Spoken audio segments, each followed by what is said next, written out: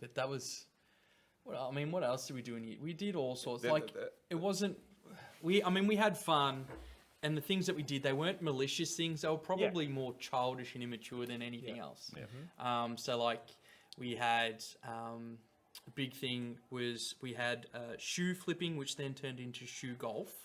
Okay. Right. So we like we have here black leather shoes. Yeah. Yep. And so what you do is over time is you'd actually put your foot in like they were slides. Yeah. And push down the heel. Right. And then so shoe flipping was that you'd have it on your foot and you'd try and flip the shoe and then catch it back on your foot. But then that turned into shoe golf, where we'd have like a golf course marked out in the yard, because we had quite a heap of space at our school. Because our school used to be an old 9-hole golf course before it got turned into a school. Oh, okay. Right.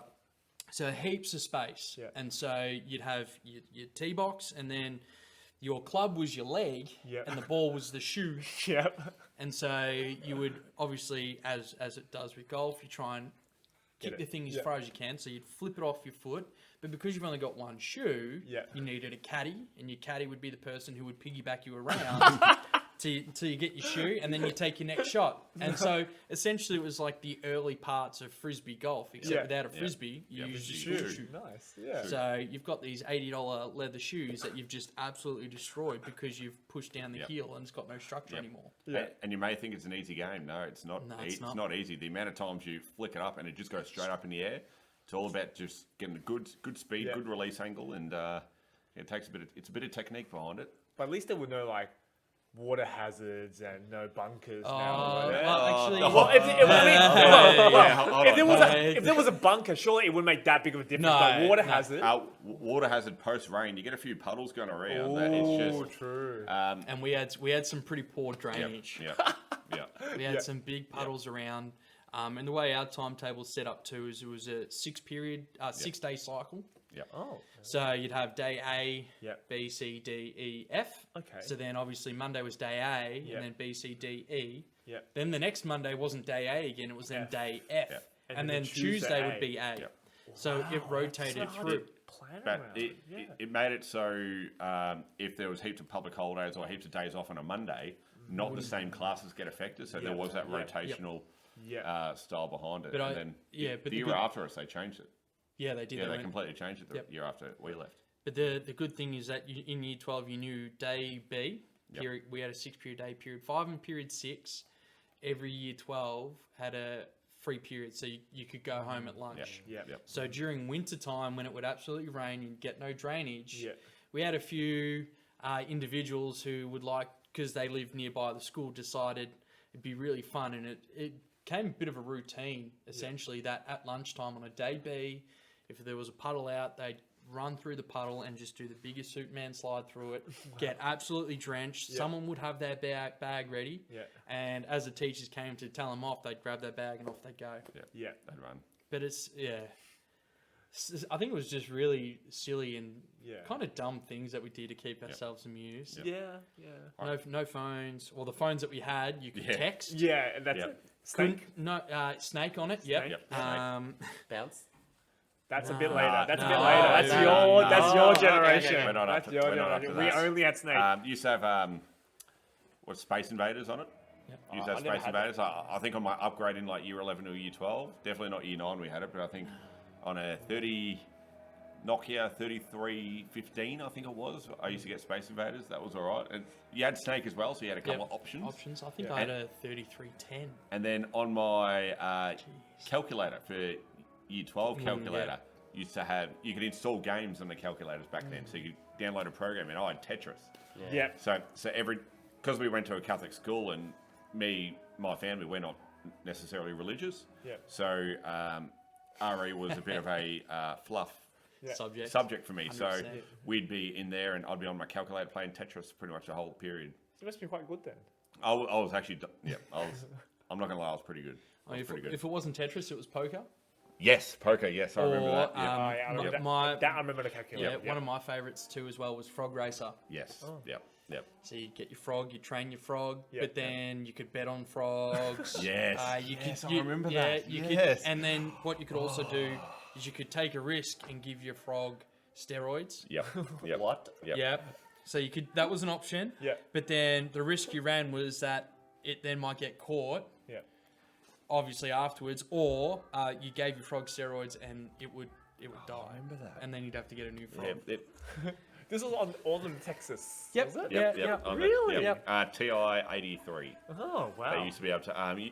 Everyone used to have the cables. Yep. So if one person had the program, so if I had the program, Oh, yeah, I remember the cable. Yep, I could transfer the game to Mr. Darlington's TI Yeah. as well. Yeah. So then, like, as long as one person had the game, you've got it. Yeah.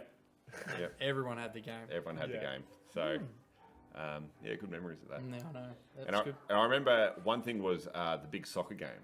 Yes. You remember that big soccer game? Big soccer game. Yearly. So- Annual. But it really climatized at year 12. There was Yeah. a real massive one in year 12 where, so there used to be like, from a guys' point of view, there used to be two big groups, different groups of guys. Mr. Darlington was in one and I was in the other. And generally at lunchtime, we're all playing sport. We'd either be kicking a footy or playing soccer. We used to have soccer goals and setups. So for years and years, we'd always do that every lunchtime. Yeah. And then it got to the point where we'd never really played much against each other in the groups. Yep. So what was done was organise one massive game at lunchtime, just organised with the students. There were posters all around the school. People were advertising, going, come to the Oval, and we sort of booked the Oval without telling anyone. So nobody else was allowed to jump on. And and we set up the goals, it was all set up. We had a big crowd, mapped out a game of soccer.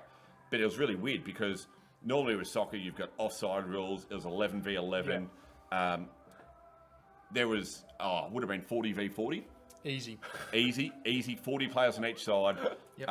and no offside at all. It's just Wow. open slather. And Team uniforms, which was just an old Yep. T-shirt from Yep. home that you Yep. draw your name on Yep. and a number. Yep. Yeah. And then you put obviously who you were sponsored Yep. by. Yep. Yep.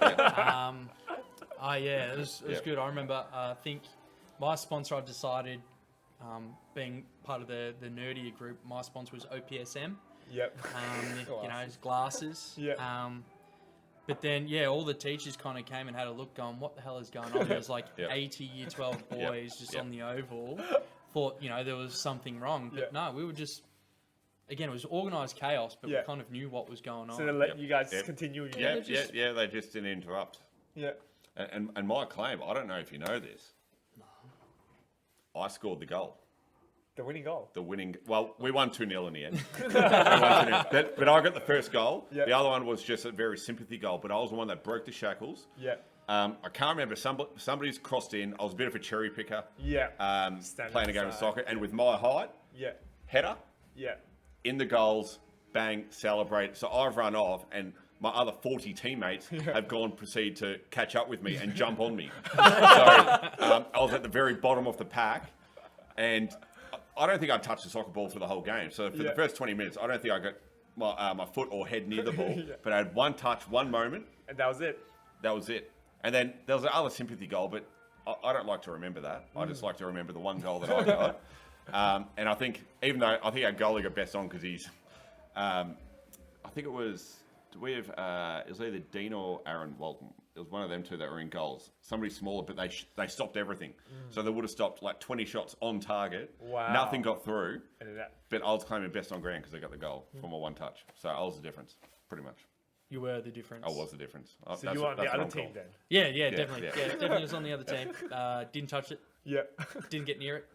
And you lost. Yep. Yeah. But look, it's not about winning or losing. Right? Okay. Yeah. It's about that everyone had a The good fun time. that we had. Yeah. It was actually an absolute ball. Because you know how we've been talking about big onus on uniform Yep. and how we look and present. Yeah. When I got tackled to the ground, my whole button shirt got completely ripped.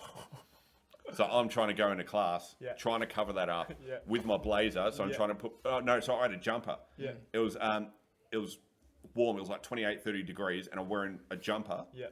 Over my t-shirt because I didn't want to show all the ripped buttons on my shirt. And then my mum didn't appreciate it because I went home going, hey, can you sew these back together?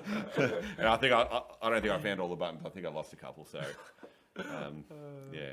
That was, well, speaking of shirts, this is kind of just jogging more memories a little bit here is, so things, like small things that we also then used to do is book drops. Yeah, book drop. Oh. Book drops. So because we didn't have computers. Yeah. Right. There's no laptops. If you got to use a laptop, it was because your teacher hired them. Yeah. They'd come in like a trolley of maybe 15 or a Yep. big Yep. trolley. They were big, thick things. Yep. So we didn't have to carry laptops around. We didn't have phones with us. So we literally had a pencil case and our books. Yeah. And so the book drops, and you've probably seen it on maybe movies in like older American high school type movies where people would come up and as you're holding your books, they'd just go bang and slap your books out of your hands. So they'd go everywhere. So that was quite popular, book drops. Yeah. That was popular for a few years. So it went in waves. So there'd be waves where teachers, like, it'd go pretty crazy that everyone's book dropping everyone. Yeah. Then teachers do a big crackdown. They'd be like, if anyone does that, you're going to detention, or even Saturday detention. Saturday detention. Yep. We used to, I had one of them one day, and I'm dirty on it. I claim it wasn't my fault, but I guess teacher's right in the end of the day, so listen to the teacher. With book drop, it just go in waves that teachers do a big crackdown, and then as soon as there'd be a lull for about a month, and then it'd spike again and just go, and it did that for years. Book drop. I've got mates that are tough as nails, absolutely the toughest people that I've had, and they've broken down to tears because they've been book dropped 15 times before a class. That's rough. Yeah, there was one time in science, I'll never forget it. My friend Josh Safradis, out the front of science, I had Mr. Whitehead for Year 9 science, and out the front, tough guy, not the smartest cook in the shed, but tough guy, and he got book dropped about 15 times. Every time he relaxed for a minute, like he got book dropped, so he's tucking all the books up to his top, can't do it, and then like 30 seconds later he'd relax and just hold it, and then somebody else would get him from behind. And he broke down in tears, and I've never seen a guy cry since. Wow. Or before that. It was brutal game. And every time you think you're just, I'm having a great day, I've just had a great, like for me being a mathematics nerd, like I've just had double math and could be walking back to recess, about to have some food, and book drop, and you're just like, it's just ruined the day. Because it will come out of nowhere. Like people come behind, and then they slap you in front, or you might be passing someone. They won't even be looking at you. They'll have a conversation with someone, but they'll see you walk past and just go bang, book drop, done. And if it wasn't book dropping, the other one that I remember because of the uniform and the buttons was your pockets. So we had a top pocket on our shirt, and people would go through and just go and rip your pocket off. Oh wow! I think that does sound familiar. And it'd always be a clean rip, so you'd be able to see the stitching outline. But the shirt wouldn't rip, so you'd still be able to continue. But see a pocket. Pocket gone, and they go, I dropped your pocket. No, I haven't. You just ripped it off the shirt.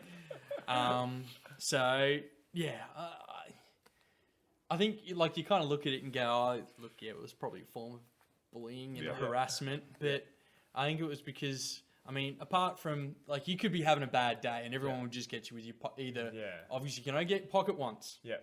But with the book drops, that could happen constantly. But then the next day, no one will touch you. It'll be someone else.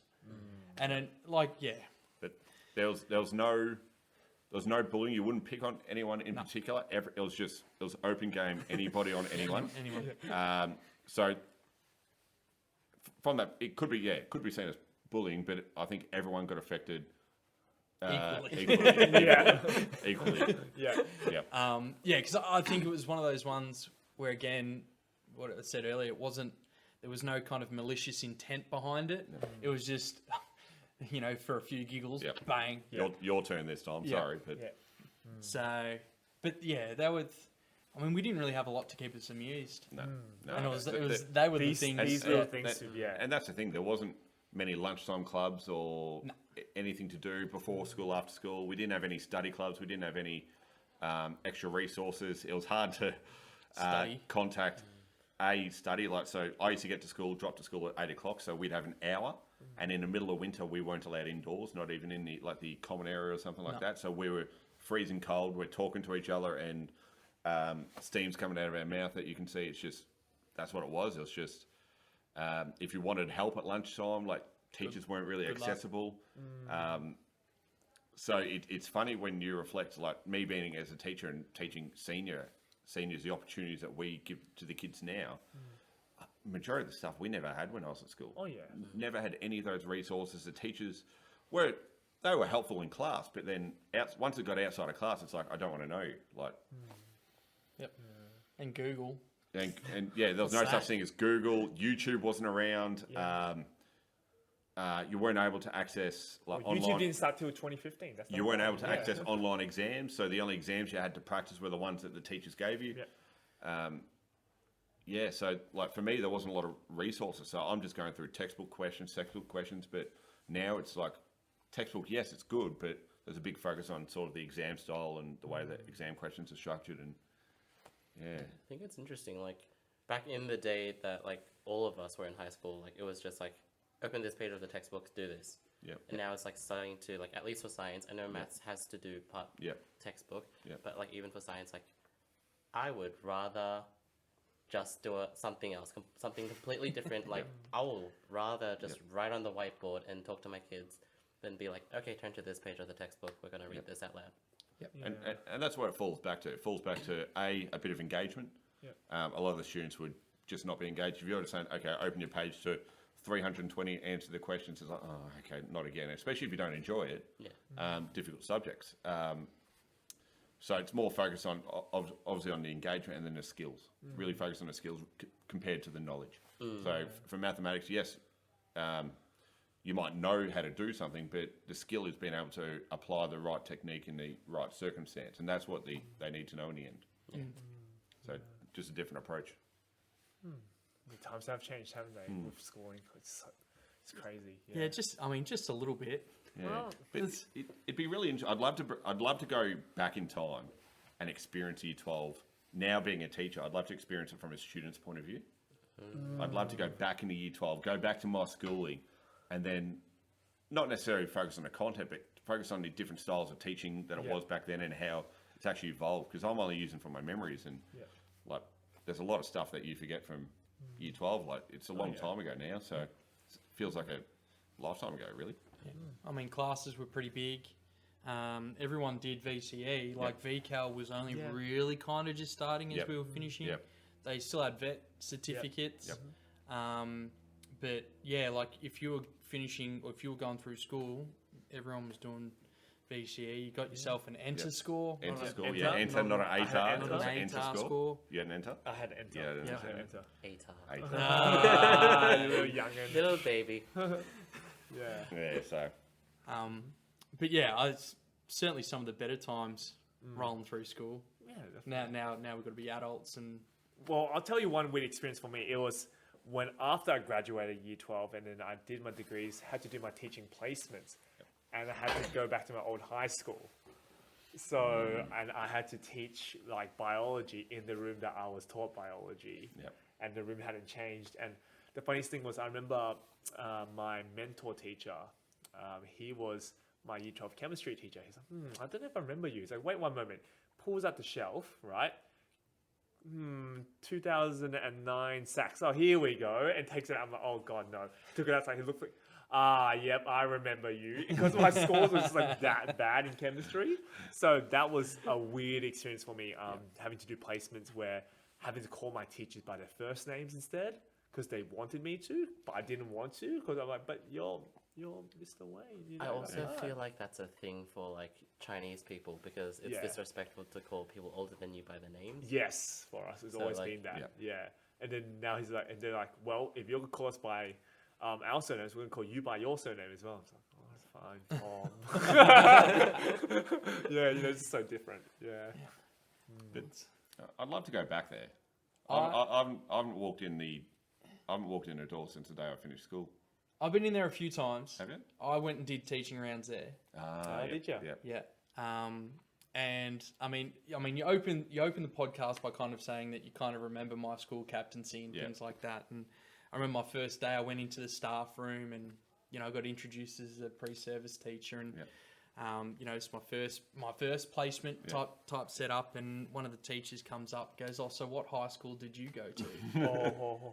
And I'm like, "Oh, I went to this one." "Oh, so when did you finish?"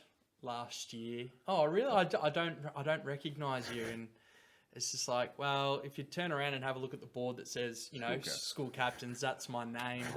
And so obviously, I mean, well, to be honest, I actually didn't even know who they were. Well, it goes both ways. Both ways. Well, I mean, unless, so it's one of those things. But I mean, I've been in since only because it's a voting station, so obviously as an adult you go and vote. Yeah. And it's changed. Like most of the buildings are still there, but there's a lot of new stuff. Yeah, it's worth going. Like my high school friend and I, every 2 or 3 years or so, after we have lunch, we usually close to our high school. We go and take a look. I think you two should go take a look. Yeah, because I know my cousins. So my brothers and I all went to school, and then my cousins also. So one was 1 year above me, and one was a year below me, and both of them went to the 40-year anniversary. I think it was about 3 or 4 years ago, and it was like a full school tour about how the school's developed over the last 40 years, and sort of past students could always come back and sort of reflect. And they said it was awesome. They loved it, but can't remember why I didn't. I think I'm probably working on that day or something, but it was a few years ago. Yeah. But I'd love to go back there and just see what it's like, see what the school's like. Yeah. See if some of our old teachers are still there. I know that there were a few. So I used to work at the Frankston RSL in pubs, and they always had their end of year drinks. Yep. Was at the RSL. Lemonades, of course. Yes, all drinking lemonades, some water. Yep. But yeah, they'd always come in there, and a lot of the faces, the core group of teachers, there'd be a core group of teachers of probably 8 to 10, I reckon, that are still there, and they'll probably be there for the next 20 years as well. Reminds me of one of our year That'd be part of 10s the who constantly keeps asking me, "Hey sir, are you going to come to this particular restaurant? Because I'm working on this night." And usually us staff members, we do go there quite a lot, and I don't think anyone has seen him yet. But then I'm like, no thanks, I'd rather not. I'd rather not. Is this the same year 10 I'm thinking about? Yes, it would be, because he always goes around, "Hey sir, come to this particular restaurant at this night." And I'm like, yeah, I'm not good. Yeah. Well, it can go one of two ways, right? You can either, because every now and then I'll go out and see students that I've taught before, even past students that I've taught, 5, 6 years ago, and they might be working in hospitality. Yeah. And the classic one was always McDonald's. Yep. And you kind of go in and you see a student, and from my perspective, I'm like, this can go either one of 3 ways. Yeah. Nothing will happen is first, and hopefully one of the better outcomes. 2, we might get, some extra fries or another burger in there. Yeah. But the third one, and it always kind of sits in the back of your mind, especially if you've had to, tell them to maybe not do something. Yeah. Can I trust what's in this burger? Exactly. And, it's a fear that's very much unfounded. Yeah. But you just never know. You never know. Yeah. There's an old Chinese saying where it's like, you don't need to fear the 1 million in 1 chances. You need to fear the 1 in a million chances of something that will happen. Yep. Yeah. So it's that one. Not saying that any students here at the school would do that to us. No, of course not. You guys are great. I mean, I've had some nice meals at Carl's Jr. Yeah. And some local Subways. Yeah. And look, I may not have had to pay full price, so props to those students who have helped me out. Not name dropping or mentioning which particular Subway at all. No, just because Subway's a big chain. Yep, yeah, it's a big chain. There's thousands of them. There's more Subways than McDonald's. Yeah, there's the most fast food. Yeah, because if you think about all the little shop Subways, they count, right? Whereas Macca's, they usually need a lot of space, right? Yep. So that's why there's actually more Subways. Do you know McDonald's is the biggest owner of real estate in the world? I think I remember hearing that. They own more real estate than any company in the world. Well, that would make sense. Would make sense, but if I'd have said to you at the start who would have been, you would have been like, "Oh, I'm not too sure." Sometimes it's not at the forefront. No, you're right. Yeah, I'll give you that one. Thank you. Just that one. Just that one. You can take that small win. Yeah. Right, well, I won that and the joke, so. I think we do need to have them back for a part 2 sometime soon for a redemption tour. And I would like someone else other than Mr. Young, because he came in. I think you came in somewhat prepared, going, "I'm not going to laugh." Yeah. Sometimes you just got to let it go a little bit. Everyone's a winner if I laugh every time. Yeah, good, and that makes we feel pretty good about ourselves. What about the competition? But now Mr. Savio feels better about himself, though. No, but he would feel good because he made Mr. Young laugh. I would also feel good because sometimes it's not about winning or losing. It's about having fun and Just like a giant soccer game. Yeah. just like a giant It's soccer what you tell game. yourself, isn't it? Right. 40 v 40. And it doesn't matter who scored the first goal, and it doesn't matter who was the difference maker. Yeah. Doesn't matter which team had the 2-0. Yeah, like that doesn't matter as long Or as. who scored the most important first goal, the one that Correct. broke the shackles. But if you get rid of the scoreboard, everyone has a good time. Yeah. Well, Just saying. hopefully we've all had a good time here today. But before we finish up and wrap up, would the both of you please like to recommend to our viewers and listeners maybe a particular show or movie that they could watch in their own time or something like that? I'll let you go first. 'Cause I've got a few. Okay. Yeah. This could take a while. There's a few Okay. there. It's hard to narrow it down to one. So Yeah. I guess being at uni, you had a bit of spare time to sort of binge watch a few shows. And now the Netflix is out. Like, Oh, yeah. if we had that when we were like 18, when we were in high school, like Oh, our enter scores would have been my horrible. enter scores would have Yeah. been Yeah. more horrible than what it was. So And that becomes exit. yeah, pretty much. Exit score. How's Vico going? I've recently finished Schitt's Creek. Yep. On Netflix, which is very humorous, 6 seasons. They're good, nice, short, sharp, 20-minute episodes. Yep. Really, really easy to watch. Good laugh. Different type of comedy than what you'd be exposed to normally. So that's probably one that I'd probably recommend at the moment, I think. My recommendation is from Netflix, and I was throughout remote learning. It was essentially last year able to get through the entire series of Community. Oh, yeah. Classic. So that was a good one. It's quite humorous. Yep. Yep. Some Chevy Chase is in it. Yep. Donald Yep. Glover. Donald Glover, Yep. aka Childish Gambino, Yep. Yep. before he kind of blew up and Yeah. was quite big. So that's Yep. that's quite that's a good show to kind of look at. And the second recommendation, and this one's pretty close to my heart, is back in 1992 when most of our students, obviously all of our students, weren't born. I wasn't born. Your parents were in school. I was one. Okay, all right. So this is how far back we're going, Yeah. right? We're kind of showing our age a little bit. But one of my most all-time favorite movies came out in 1992. Yeah. Then they followed up with a sequel and a third. Yeah. Yep. That's how good this franchise. Yep. This was like one of the first kind of child franchises that kind of came out in terms Yep. of, and that was the Mighty Ducks. Yeah. Right Now on Netflix, isn't now, it? well, Yeah. so you can still watch the movies. I think they might be on I Disney think, Plus. Yeah, Disney Plus. Yeah. Because this is where the next series that I've watched a little bit, but I still don't know if I'm sold on it just yet. And that's obviously the Mighty Ducks Game Changers, Yeah.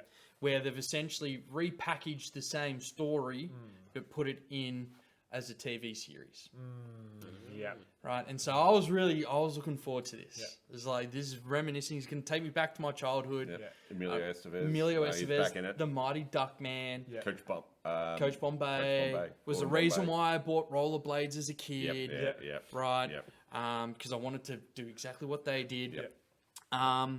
But I kind of feel, and I don't know if this I'm not telling people not to watch it, but keep an open mind about it because, like I said, the storyline is exactly the same, except they've taken the Mighty Ducks, something that I held very dear and near to me, Yeah.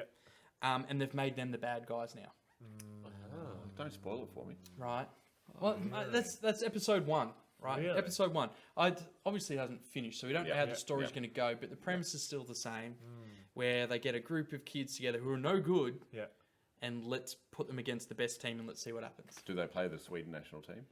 That's the Or is that- Iceland. Iceland. Sorry. Iceland, yeah, that's Mighty sorry, Ducks sorry, 2. I stand corrected. That's Apologise. Mighty Ducks 2, where they go to the Iceland, Goodwill Games. Yeah. Yes.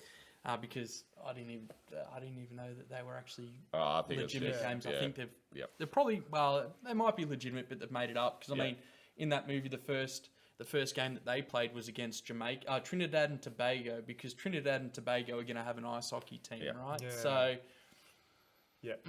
obviously, movies can. Jamaica had a bobsled team. Yeah. Bobsled Cool team. Running. Well, yeah, you Oh, got me there. You Cool got me Running. there. You got me there. One of the So- best films. I love it. So Great film. Great film. That's another one to watch. Yeah. yeah, Cool Running. Cool Cool Runnings. Runnings. Definitely. So feel free to give that one a watch. Yep. But we'll see how it kind of pans out. It's almost a little bit like Karate Kid Cobra Kai. Yep. huh, Yep. ish, Yep. But Yep. Yep. I reckon Cobra Kai's killing it. I think so. I think Yeah. it flows on quite well. Yeah, definitely. Whereas Change of perspective as well. But and the Mighty Ducks is still kind of the Yeah. the same. Yeah. But they've just repackaged it a little bit. I So- think Yeah. it's what maybe Disney doing a little bit with when they've taken over some franchises. They've made some changes that are putting maybe the fans of the original Yep. a little bit offside because they're trying to appeal to Yeah. obviously a new Yeah. market. Newer Yeah, generation. because they're not going to make a lot of money on 30 or 35-year-olds that are still like watching a Disney Plus TV show. Like they can get a little bit, but you got to try and market it where it's, I guess, Disney is targeted towards, and that's That's not us. not us, Not anymore. us, not anymore. No. Well, there you go, viewers and listeners. We have heard it from the teachers themselves. So, what we would like you to do is to, of course, give us some feedback on the show, how we went in the Google Forms. And if you want to follow up on any of the conversations with our two teachers here, feel free to see them in the yellow building or around the yard. Say hi to them. You know, if you've watched any of the Watchlist stuff or got any more questions about the high schooling, you can come and approach them. But until then, thank you so much for the both of you for joining today. All right. Yeah, Happy to. awesome. Thank you for having Thank us. you. And we'll see you all next week. Bye. Bye.